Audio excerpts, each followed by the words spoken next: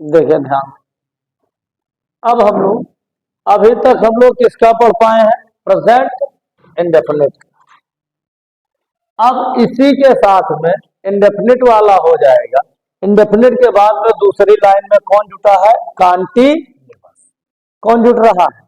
Continuous. तो continuous का पहचान क्या है? आपने अभी देखा था कि इसमें क्या आता है? रहा, रही। यही बात आप लोगों को पता है।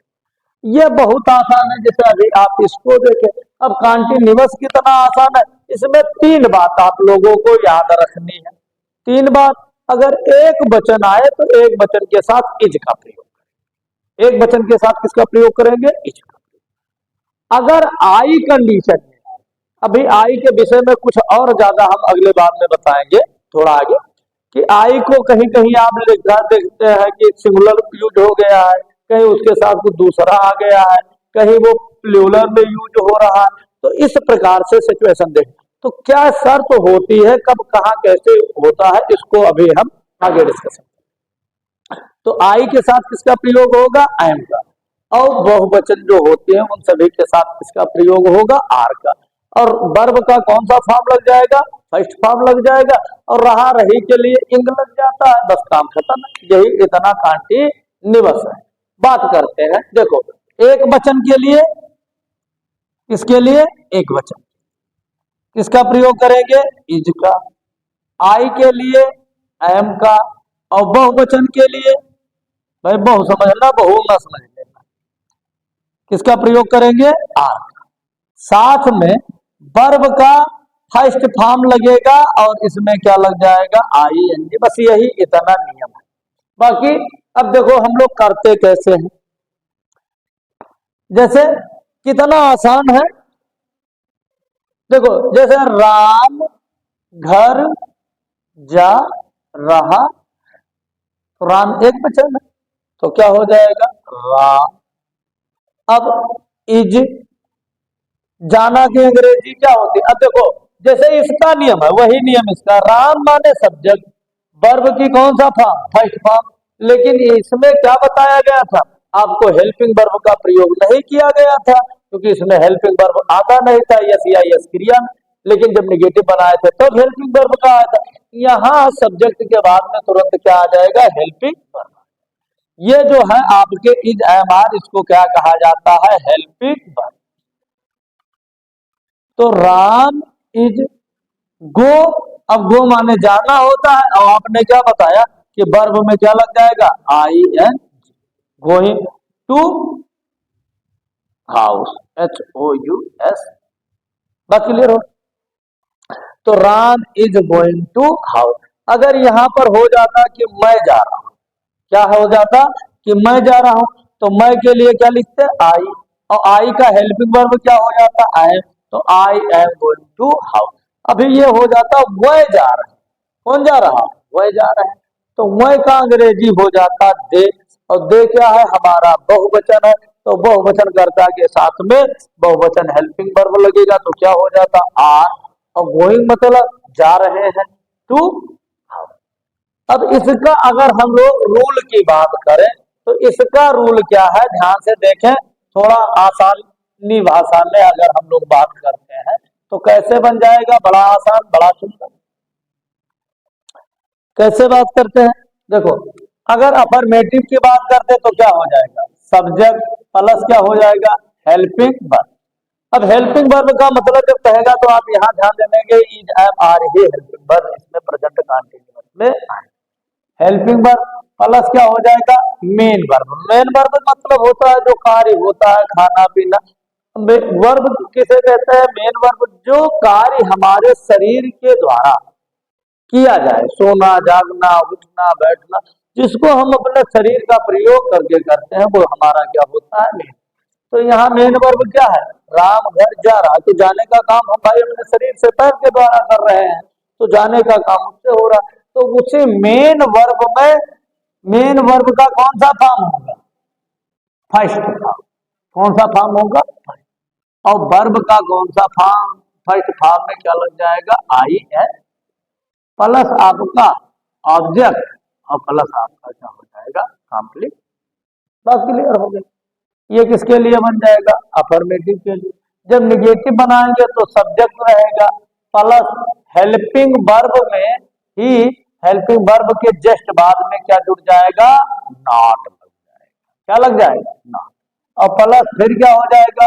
मेन वर्ब की फर्स्ट फॉर्म में क्या लग जाएगा? आईएनजी प्लस क्या हो जाएगा? ऑब्जेक्ट, और प्लस क्या हो गया? कॉम्प्लीट।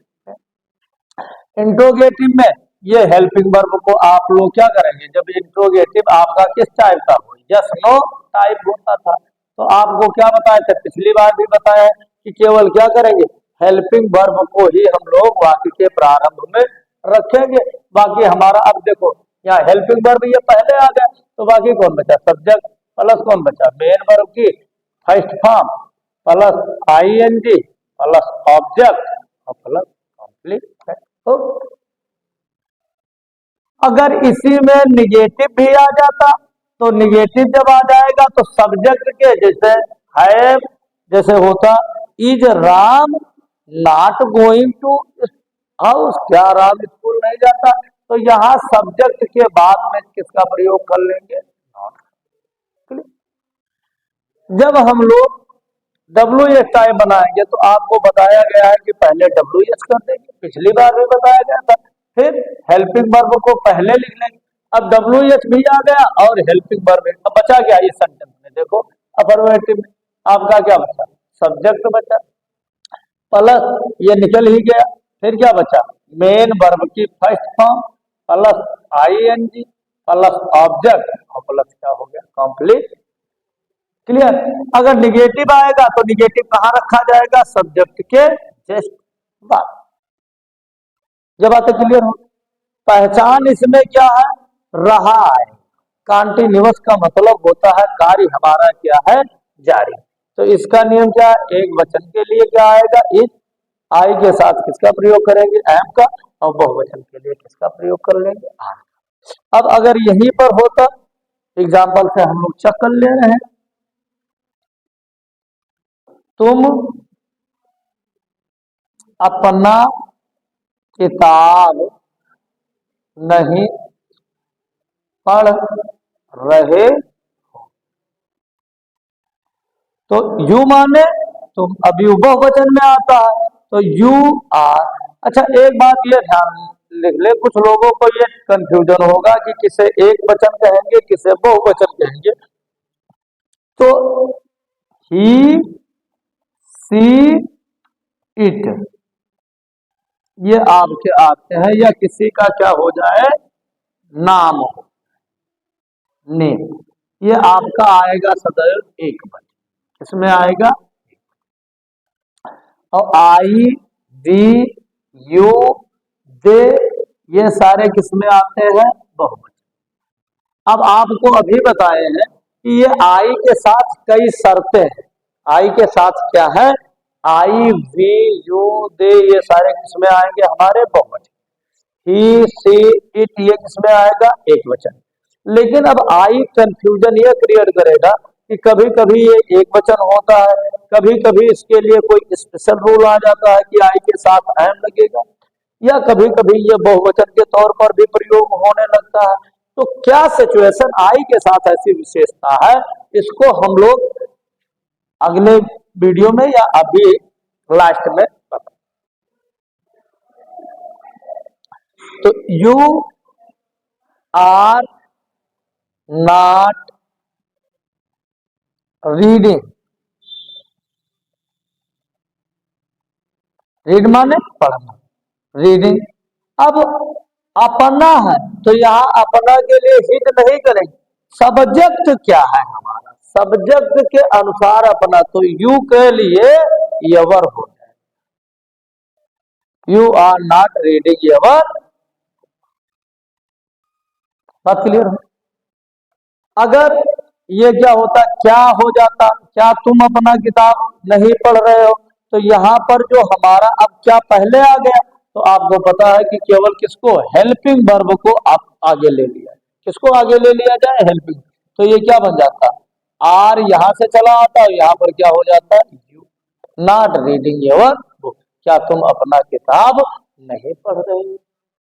या अभी ये आ जाता तुम अपना किताब क्यों पढ़ रहे हो, तुम अपना किताब, यहां पर क्या आ जाता, क्यों पढ़ रहे हो, यहां पर प्रश्नवाचक शब्द ना हो। जब ये WH टाइप हो जाता तो पहले आपको क्या बताया, WH वर्ड की क्या लिखते हैं, अंग्रेजी, तो क्योंकि अंग्रेजी पहले लिख देते, लिखते क्या, वाई, और फिर क्या आता है helping verb, are you not reading ever. बात क्लियर है। तो इस प्रकार से ये कौन सा सेंटेंस आपका क्लियर हो जाता, प्रेजेंट का कांटी। बात क्लियर होगी कि कंटिन्यूअस कैसे हुआ। अब इसके बाद में जब प्रेजेंट को लिए थे, प्रेजेंट इंडेफिनिट हो गया, प्रेजेंट कंटिन्यूअस, अब किसका नंबर आया, प्रेजेंट परफेक्ट। किसका नंबर आ गया, प्रेजेंट परफेक्ट। तो प्रेजेंट परफेक्ट के लिए ध्यान देंगे क्या है, ये बात थोड़ा सीरियसली देखें। इसमें भी कोई दूसरी बातें नहीं है, बातें इसमें केवल बस इतनी सी है कि इसमें जहां हम हेल्पिंग वर्ब में क्या करते थे, इज एम आर का प्रयोग करते हैं, यहां हेल्पिंग वर्ब में एक वचन के, किसके लिए, एक वचन के लिए हैज का प्रयोग करेंगे और बहुवचन के लिए किसका प्रयोग करेंगे, है। और साथ में वर्ब की कौन से फॉर्म का प्रयोग किया जाएगा, थर्ड फॉर्म का। जैसे वह अपना किताब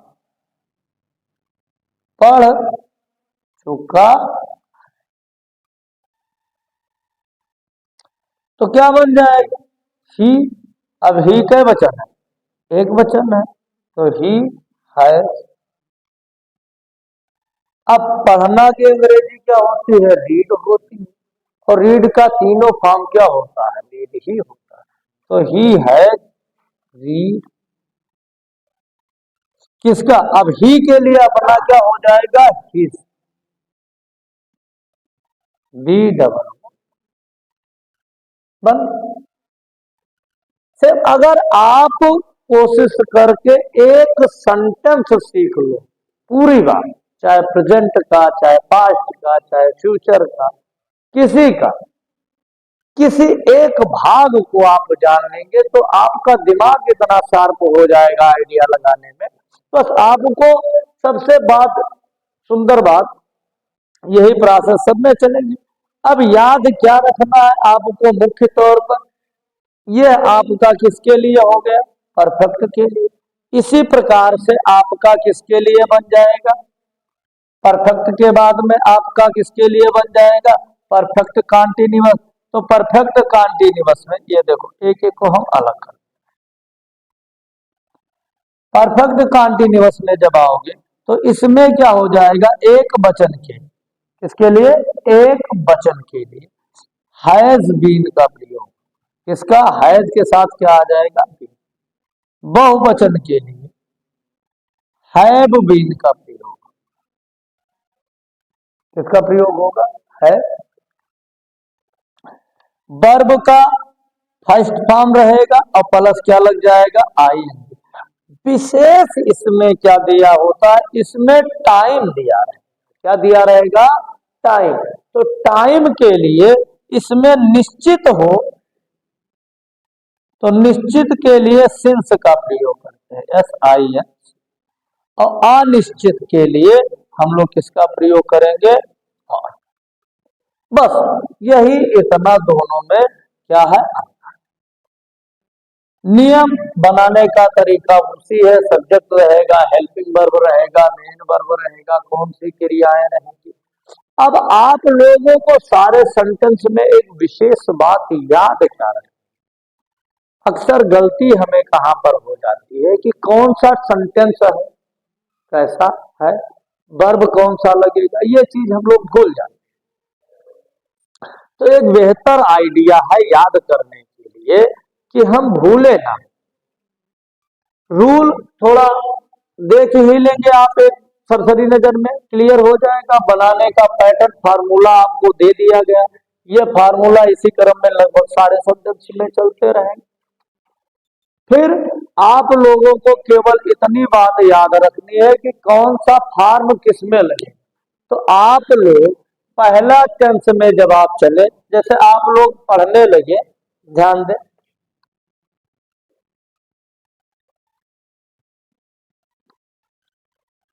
आप लोग पढ़े क्या प्रेजेंट, फिर क्या पढ़ेंगे पास्ट पढ़ लेंगे, और फिर क्या पढ़ लेंगे फ्यूचर। अब इसमें हमें विशेष नियम क्या रखना है कि कहाँ पर फर्स्ट फॉर्म का प्रयोग होगा, कहाँ पर सेकंड फॉर्म का, और कहाँ पर थर्ड। तो आप जाने पहला सेंटेंस क्या होता है, पहले लड़के का नाम इंडेफिनिट, दूसरे का नाम कॉन्टिन्यूअस, और तीसरे का नाम क्या है। तो जितने का तीसरा, चाहे वो प्रेजेंट का परफेक्ट हो, चाहे पास्ट का परफेक्ट हो, चाहे किसका हो, जितने का तीसरा आएगा उन सभी के तीसरे में वर्ब की तीसरी फॉर्म का ही प्रयोग किया जाए, बिल्कुल निसंदेह। तो सबका तीसरा वाला गायब हो गया, पता चल गया कि सबके तीसरे में कौन सा फॉर्म का प्रयोग किया जाएगा, वर्ब का तीसरा। अब कौन बचा, या तो पहले वाले बचे या तो दूसरे वाले। तो प्रेजेंट को जैसे हम खत्म करेंगे कहां पर चल देते हैं, पास्ट। जैसे खत्म किया वैसे कहां चल देंगे, पास्ट में, मतलब दूसरे में चल दे। पहले को खत्म किए कहां पहुंचे, और दूसरे में जैसे पहले आएंगे किस पर पहुंच जाएंगे, इंडेफिनिट। तो केवल दूसरे के पहले में अर्थात पास्ट इंडेफिनिट में ही केवल किसका प्रयोग होगा, सेकंड फॉर्म। पास्ट के इंडेफिनिट में, ध्यान दें, पास्ट के इंडेफिनिट में, इसमें सभी के तीसरे में, चाहे प्रेजेंट हो, चाहे पास्ट हो, चाहे फ्यूचर हो, सभी के परफेक्ट में वर्ब की कौन सी अवस्था लगेगी। और याद कैसे रखें कि पहला हमने खत्म किया, कहां पर पहुंचे, दूसरे पर। तो दूसरे पर जैसे पहुंचेंगे तो दूसरे में किसमें प्रवेश करेंगे, इंडेफिनिट। तो केवल पास्ट के इंडेफिनिट में ही वर्ब की कौन सी अवस्था प्रयोग की जाए, द्वितीय। बाकी सभी में वर्ब की कौन सी अवस्था लगेगी, बाकी जितने बचे सब में वर्ब की कौन सी अवस्था लगेगी। इस पास्ट की भी खासियत एक और है, जब इसमें हेल्पिंग वर्ब के तौर पर हम लोग प्रयोग कर लेंगे। इसमें हेल्पिंग, जैसे प्रेजेंट में आप लोग देखें, पास्ट के इंडेफिनिट में, प्रेजेंट इंडेफिनिट में डू या डज लगता था हेल्पिंग वर्ब। तो इसमें अगर हेल्पिंग वर्ब नहीं लगाते थे तो क्रिया में एक वचन के लिए यस या यस लगाते। तो डू डज का पास्ट रूप क्या हो जाता है, डिड हो जाता है। क्या हो जाता है, तो जब आप देखते थे यस या yes do does helping verb का जब प्रयोग कर लेते थे तो वर्ब का कौन सा फॉर्म प्रयोग करते थे, फर्स्ट। वो चाहे एक वचन होता था चाहे बहुवचन होता था, उसमें क्या करते थे, यस या यस का प्रयोग नहीं करते। तो जब पास्ट के इंडेफिनिट की बात करने लगेंगे हम, किसके, पास्ट के इंडेफिनिट, तो पास्ट के इंडेफिनिट में डिफरेंस क्या आएगा, इसमें वर्ब की कौन सी अवस्था का प्रयोग होगा, किसका प्रयोग किया जाए, पास्ट के इंडेफिनिट में। भाई ये प्रेजेंट था, ये किसकी बात लिखी गई है, प्रेजेंट।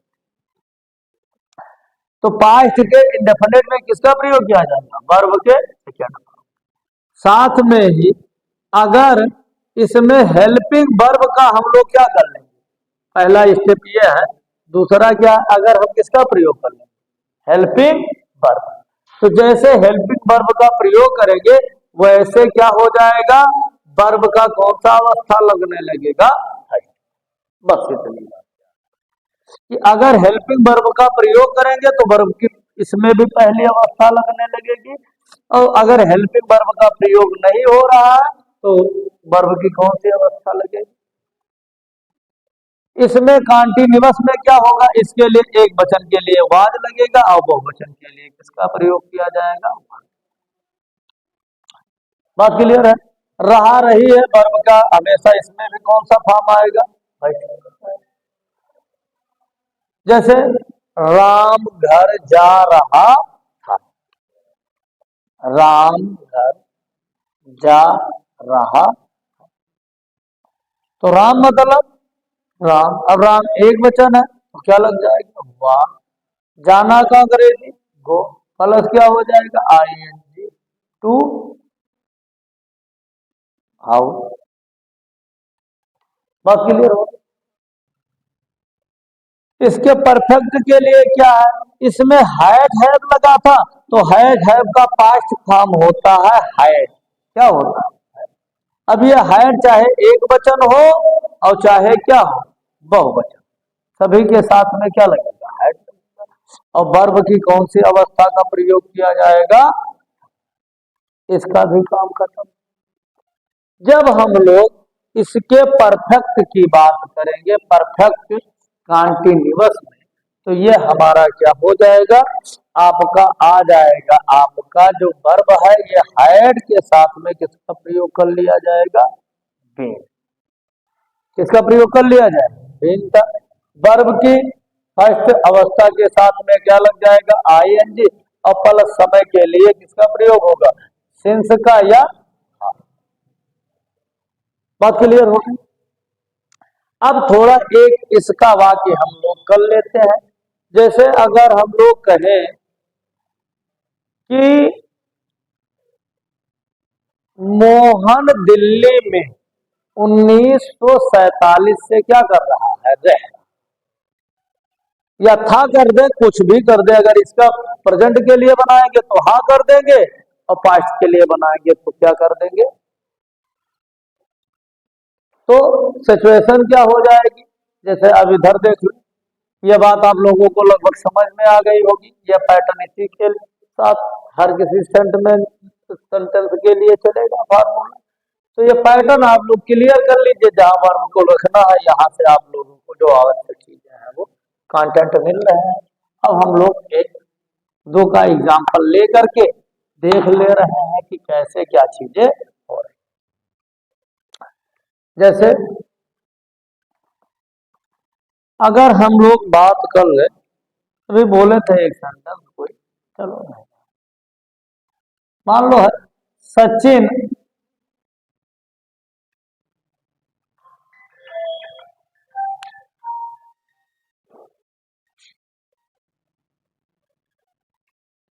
जैसे सचिन सुबह से मैच खेल रहा है क्या? तो क्या बन जाएगा, सचिन, SACH, सचिन। अब समय दिया गया है तो क्या लगेगा, है दिया है, तो सचिन कै वचन है, एक वचन है, तो एक वचन के लिए किसका प्रयोग किया जाएगा, है के साथ क्या लग जाएगा, बीन। Sachin has been. अब क्या आ जाएगा, मेन वर्ब बताया गया था, तो मेन वर्ब क्या है, खेलना, PLAY। अब रहा है तो इसमें क्या आ जाएगा, ING। तो सचिन के लिए हो गया, हेल्पिंग वर्ब हो गया, खेलना का हो गया, रहा का हो गया, क्या खेल रहा, मैं। तो Sachin has been playing the cricket, CRICKE। अब कब से खेल रहा, सुबह से, तो कंफर्म है आज सुबह से वो खेल रहा। तो सुबह से है, इसका मतलब क्या हो जाएगा, SINC, सिंस, MORNIN। अच्छा, अब किसे कंफ्यूजन ये होती है कि हम किसे निश्चित माने और किसे अनिश्चित माने, तो थोड़ी डिस्कशन हम इस पर कर ले रहे हैं।